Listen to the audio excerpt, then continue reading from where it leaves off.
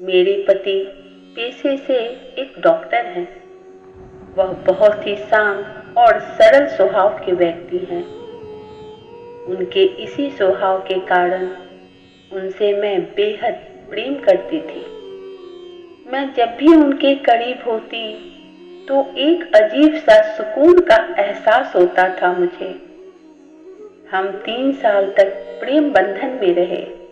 अब शादी के 2 साल बीतने के बाद मुझे यह एहसास होने लगा है कि वो अब मुझे पहले की तरह प्यार नहीं करते, ना पहले के जैसे मुझे समय ही दे पाते हैं, ना कहीं घूमना, ना ज्यादा देर तक बातें करना।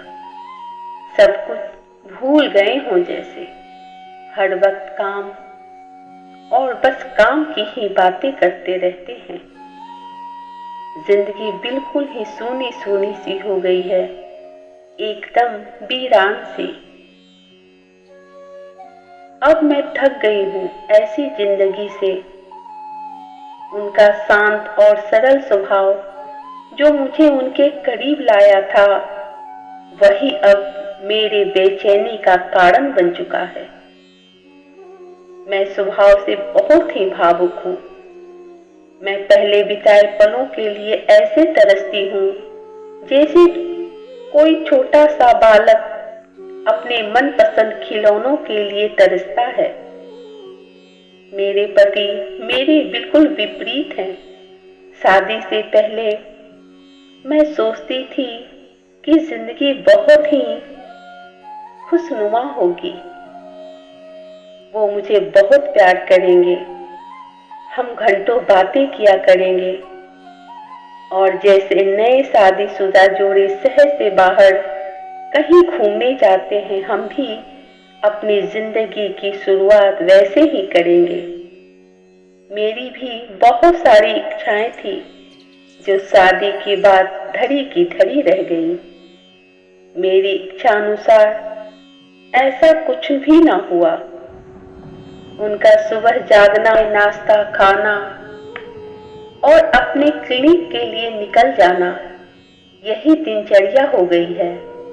शाम को वापस आकर बस अपने कमरे में चले जाना और देर रात तक पुराने पड़े फाइलों में लगे रहना। ये सब देख देख कर मेरे मन में एक घुटन सी होने लगी है। एक दिन आखिरकार मैंने उनसे अपने मन की बात बताने का फैसला कर लिया और उनको बोली कि मुझे आपसे तलाक चाहिए।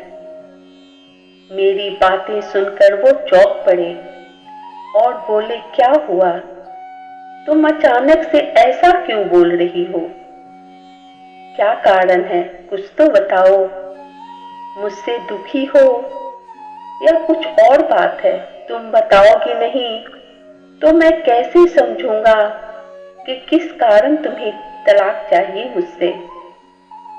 मैं बोली, मैं थक गई हूं तुमसे, बस मुझे तलाक चाहिए और हर बात का कोई कारण नहीं होता। मेरे गुस्से से भरी बातें सुनकर वो चुप रहे। हाथ में एक जलती हुई सिगरेट लिए गहरे विचारों में डूबे रहे। उनकी चुप्पी देखकर मैं यही सोच रही थी कि जो इंसान अपने मन की बात नहीं बता सकता, भला मैं उससे क्या उम्मीद रखूं? कैसे बिताऊं पूरी जिंदगी उसके साथ?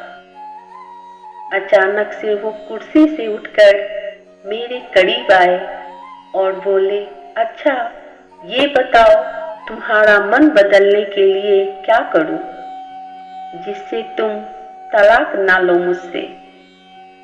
मैं उनकी आंखों में गहराई से देखते हुए धीरे से बोली, आपसे एक सवाल पूछती हूँ। अगर आपका जवाब मेरे दिल को मना सके तो मैं अपना विचार बदल दूंगी। मान लो मुझे पहाड़ की चट्टान पर खिला एक फूल चाहिए और हम दोनों को पता हो कि उस फूल को तोड़ने से आपकी मृत्यु हो जाएगी, तो क्या आप मेरे लिए वो फूल तोड़ कर ला सकोगे?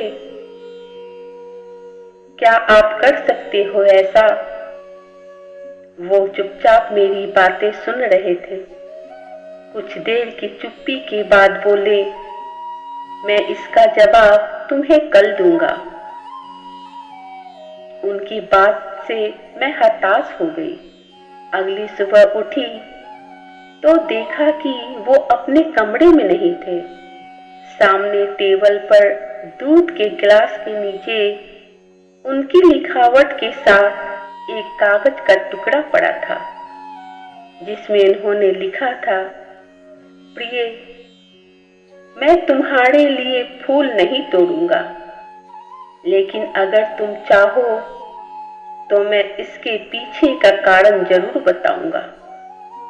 पहली ही लाइन पढ़ने के बाद मेरे दिल के हजारों टुकड़े हो गए। फिर भी मैं पढ़ती गई।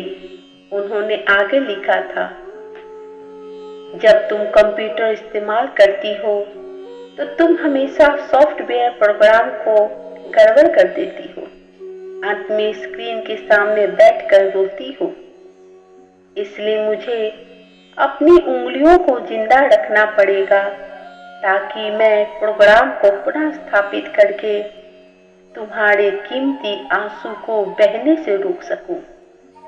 तुम हमेशा घर की चाबियां गुमा देती हो, इसलिए मुझे दरवाजा खोलने के लिए अपने पैरों को जिंदा रखना पड़ेगा ताकि दरवाजे की कुंडी तोड़कर मैं तुम्हें घर के अंदर ले आ सकूं।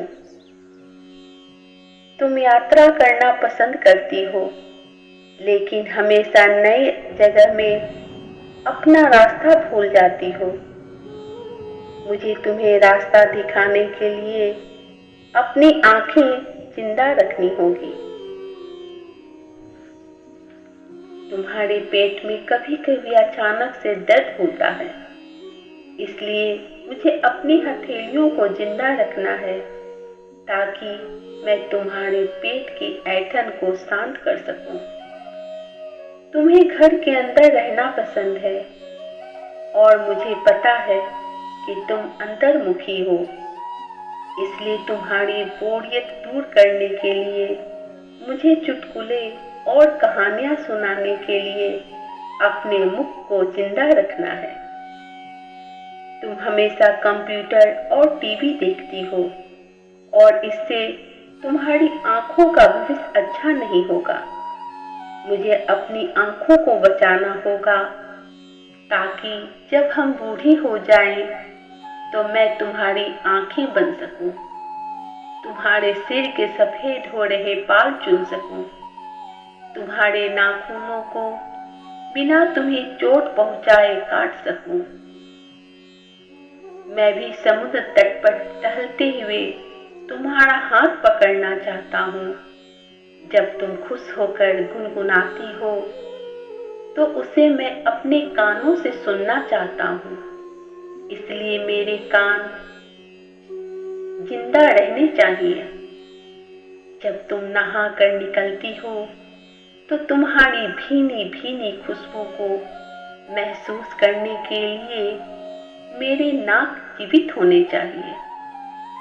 इसलिए प्रिय, जब तक मुझे यकीन नहीं होता कि कोई है जो तुमसे इससे अधिक प्यार करता है, मैं तब तक उस फूल को नहीं तोड़ूंगा। और जिस दिन ऐसा कोई आया जो तुमसे अधिक प्यार करे, मैं खुशी खुशी उस फूल को तोड़ लूंगा। पढ़ते ही मेरे आंसू गिर पड़े जो अब रुकने का नाम नहीं ले रहे थे। मैं लेटर पढ़ती गई। उन्होंने लिखा था, अब जब तुमने मेरा उत्तर पूरा पढ़ लिया है, अगर तुम संतुष्ट हो, अगर मैंने तुम्हारे दिल को मना लिया हो, तो कृपया करके सामने का दरवाजा खोलो, क्योंकि मैं बाहर खड़ा हूँ। तुम्हारे पसंद का ब्रेड और दूध के साथ मैं बेतहाशा दौड़ पड़ी दरवाजे के पास और सामने उन्हें देखकर उनके सीने से लग गई। अब मुझे पूरा यकीन हो गया था कि कोई भी उतना प्यार मुझसे नहीं करेगा जितना प्यार मेरे पति मुझसे करते हैं। अब मेरे सारे गिले शिकवे मेरे आंसुओं के साथ ही बह गए। उनके सीने से लगी रोती ही जा रही थी मैं। उन्होंने मेरे चेहरे को अपने हाथों में लेकर बोला, फूल तोड़ो प्रिय, और हंसकर बोले, अब तो खुश होना, मुझसे कोई शिकवा तो नहीं।